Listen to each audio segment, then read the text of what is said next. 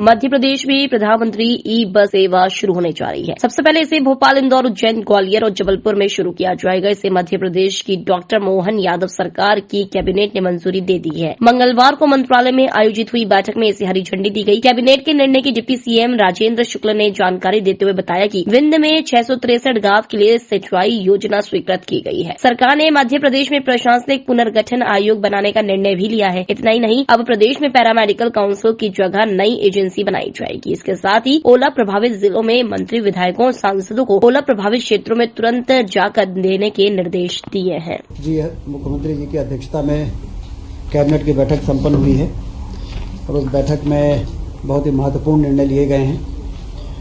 सिंचाई को हम सब ये मानते हैं कि ये वास्तविक विकास होता है। धरती से दौलत पैदा होने का मार्ग प्रशस्त होता है, उससे गरीबी, बेरोजगारी दूर होती है। तो सिंचाई के क्षेत्र में कई योजनाओं की स्वीकृति आज मंत्रिमंडल में दी गई है, जिसमें राजगढ़ जिले की मोहनपुरा वृहद सिंचाई परियोजना की लागत 4,666 करोड़ रुपए, जिससे 1,51,495 हेक्टेयर की सिंचाई होगी। इसका जो रिवाइज्ड एस्टिमेट था, आज उसको स्वीकृति दी गई है। वहीं सीधी, रीवा और मऊगंज जिला और सिंगरौली जिले में लगभग 1,20,000 हेक्टेयर 1,20,000 हेक्टेयर पे सिंचाई का रकबा बढ़ सके, क्षेत्रफल बढ़ सके, इसके लिए 4,167 करोड़ रुपए की मंजूरी आज कैबिनेट ने दी है। एक बहुत बड़ी निर्णय आज हुआ है, जिसमें 663 गांवों को सिंचाई की सुविधा प्राप्त होगी और वो 4 जिलों को कवर करेगी: रीवा, मऊगंज, सीधी और सिंगरौली। एक महत्वपूर्ण निर्णय हुआ है। सिवनी और बालाघाट जिले की संजय सरोवर परियोजना के नहरों के विस्तारीकरण, नवीनीकरण, आधुनिकीकरण प्रस्ताव की स्वीकृति हुई है 332 करोड़ रुपए, और इसमें 11,450 हेक्टेयर अतिरिक्त एरिया में सिंचाई का लाभ सिवनी और बालाघाट जिले के किसानों को मिलेगा। बाणसागर बहुउद्देशीय परियोजना जो रीवा और सीधी को कवर करती है, इसमें बहुती नहर को भारत सरकार की modernisation of command area development work, जिसमें 60% केंद्र राशि देता है और 40% राज्य सरकार देता है। इसमें 1,146 करोड़ रुपए की मतलब जो इरिगेशन की मूल योजना थी, उसको परिवर्तित करके माइक्रो इरिगेशन में कन्वर्ट किया गया है। उसमें सिंचाई एक बड़े एरिया में सिंचाई से संभव हो सकेगी। कमांड एरिया बढ़ गया, जो पहले बहुती में 60,000 हेक्टेयर था, वो बढ़ के 80,000 हेक्टेयर हो जाएगा। तो 20,000 हेक्टेयर इस कन्वर्जन के कारण अतिरिक्त सिंचाई संभव हो सकेगी। इसके साथ ही स्टार्टअप एंड इंक्यूबेशन के संबंध में किए जा रहे कार्यों का समावेश सूक्ष्म, लघु और मध्यम उद्योग विभाग के अंतर्गत करने हेतु मध्य प्रदेश कार्यनियम में संशोधन की कार्रवाई का निर्णय लिया गया है। प्रशासनिक इकाइयों के पुनर्गठन के लिए मध्य प्रदेश प्रशासनिक इकाई पुनर्गठन आयोग गठित किए जाने हेतु आयोग का गठन होगा। आयोग की टर्म्स ऑफ रेफरेंस, आयोग का स्वरूप, इन सब चीज़ों के लिए आयोग के गठन की स्वीकृति मिली है, जिससे और ज़्यादा बेहतर प्रशासनिक नियंत्रण पूरे प्रदेश में सुनिश्चित हो सकेगा। अनुसूचित जाति कल्याण विभाग के अंतर्गत अनुदान प्राप्त अशासकीय संस्थाओं के शिक्षक और कर्मचारियों को 1 जनवरी 2006 से 6वें वेतनमान का लाभ देने एवं 53.74 करोड़ के अनुमानित व्यय का अनुमोदन किया गया है। अब उन्हें भी 6वें वेतन आयोग का लाभ मिल सकेगा। स्वास्थ्य विभाग से संबंधित एक महत्वपूर्ण निर्णय हुआ है। National commission for allied and health care profession act, जो भारत सरकार ने 221 में एक नया कानून को इंट्रोड्यूस किया था, जिसमें पैरामेडिकल के संचालन, उनके स्टाफ और सारे बेहतर प्रबंधन के लिए उस एक्ट के प्रावधानों के अंतर्गत अब मध्य प्रदेश में जो एमपी पैरामेडिकल परिषद होता था, उसकी जगह Madhya Pradesh allied and health care council का गठन का अनुमोदन किया गया है। अब पैरामेडिकल काउंसिल के सारे जो काम है वो इस काउंसिल के माध्यम से किए जाएंगे। इसका भी आज अनुमोदन कैबिनेट में हुआ है।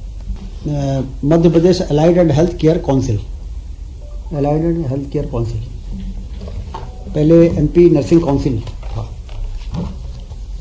इसके साथ ही माननीय मुख्यमंत्री जी ने लगभग 17,000 करोड़ से अधिक के भूमि पूजन लोकार्पण माननीय प्रधानमंत्री महोदय द्वारा जो 29 को होना है, जो विकसित भारत संकल्प यात्रा का एक तरह से वो समापन भी होगा, जिसमें पूरे देश भर में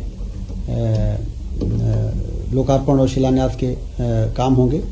तो इसमें ये वर्चुअली किया जाएगा। इसमें सभी मंत्रीगण अपने अपने विधानसभा से इसमें शामिल होंगे और जनप्रतिनिधि जो होंगे वो भी अपने क्षेत्रों में उपस्थित रहेंगे। लाखों लोग वर्चुअली इस कार्यक्रम में जुड़ेंगे और भूमि पूजन और शिलान्यास के कार्यक्रम होंगे। कल हुए ओलावृष्टि और अतिवृष्टि से होने वाली फसल हानि का सर्वे हेतु समस्त जिले के कलेक्टरों को निर्देश दिए जा चुके हैं और उनको ये स्पष्ट है कि कोई भी किसान जो प्रभावित हुआ है उसका सर्वे बहुत गंभीरता से के साथ किया जाए और जो भी मुआवजे का प्रावधान है उनको राहत राशि उपलब्ध कराई जाए। इसकी मॉनिटरिंग करने के लिए भी सभी मंत्री और विधायक और सांसदों को निर्देश हुए हैं कि वो अपने अपने क्षेत्रों में ये सुनिश्चित करें कि ठीक प्रकार से सर्वे और राहत राशि का वितरण हो जाए। तारीख उसकी भी चर्चा हुई है कि 1 तारीख को जो वो रीजनल इंडस्ट्रियल कॉन्क्लेव होगा उसमें पूरे सिर्फ उज्जैन में वो हो रहा है, लेकिन पूरे प्रदेश में 5 इंडस्ट्रियल एरिया का भूमि पूजन भी होना है, नए इंडस्ट्रियल एरिया का। और विभिन्न जिलों में जो इन्वेस्टमेंट के MOU साइन होंगे, तो सभी लोगों को ये है कि अपने अपने जिलों में रह के भूमि पूजन और लोकार्पण के कार्यक्रमों में वहाँ पर रहेंगे, जिससे उस एरिया में लोगों को ये जानकारी हो सके कि उज्जैन में हो रहे इस कॉन्क्लेव में हमारे क्षेत्र को क्या लाभ मिल रहा है।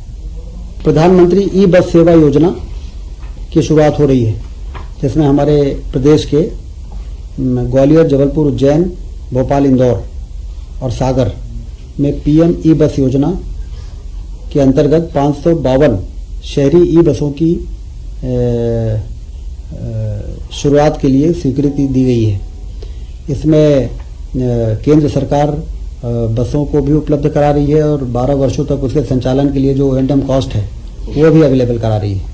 इससे ई बस को प्रमोशन भी होगा और धीरे धीरे फिर उसका विस्तार किया जाएगा। ये शहर हैं भोपाल, इंदौर, ग्वालियर, जबलपुर, उज्जैन और सागर। इनको सेलेक्ट किया गया है भारत सरकार ने अभी, और इसमें 555 बसें दी जाएंगी अलग अलग साइज़ों की, जिसमें कुछ बड़ी बसें भी हैं, कुछ मिनी बसें भी हैं। तो जैसे जैसे इन लोगों ने प्रस्ताव भेजे थे वो मंजूरी मिल गई है और 552 बसें मिलेंगी। नगरीय निकायों के विकास कार्यों के लिए मुख्यमंत्री नगरीय क्षेत्र अधोसंरचना निर्माण में 800 करोड़ रुपए जो 24-25 तक के लिए था उसको बढ़ा के अब 3 वर्षों के लिए किया गया है और 800 करोड़ की लागत को बढ़ा के 1100 करोड़ उसकी साइज बढ़ाई गई है, जिससे कि जो भी विकास के कार्य हैं वो उसमें किसी प्रकार की कोई रुकावट ना आए। प्रदेश में सार्वजनिक निजी भागीदारी PPP मोड में निजी ऑपरेटर के सहयोग से राज्य के भीतर वायुसेना संचालन का ये प्रस्ताव पर्यटन विभाग ने प्रस्तुत किया, जिसको कैबिनेट ने मंजूर कर दिया है। इसमें अब पर्यटन को बढ़ाने के लिए डबल इंजन के विमान PPP मोड में उड़ाए जाएंगे 20 सीटर तक के। तो वो 8 सीटर भी हो सकते हैं, 15 सीटर भी हो सकते हैं, 19 सीटर भी हो सकते हैं। इससे पर्यटन को एक बूस्ट मिलेगा। अभी ये रूट अभी तय होंगे, अभी तो इस पर आगे बढ़ने की स्वीकृति दे दी गई है। अब हमारे जो पोटेंशियल एरिया हैं टूरिज्म के और सारे प्रदेश को कवर करते हुए वो रूट तय होंगे और वो ऑफर निकाले जाएंगे। प्राइवेट ऑपरेटर्स उसमें बिड करेंगे और उसके आधार पर उनको सिलेक्शन होगा।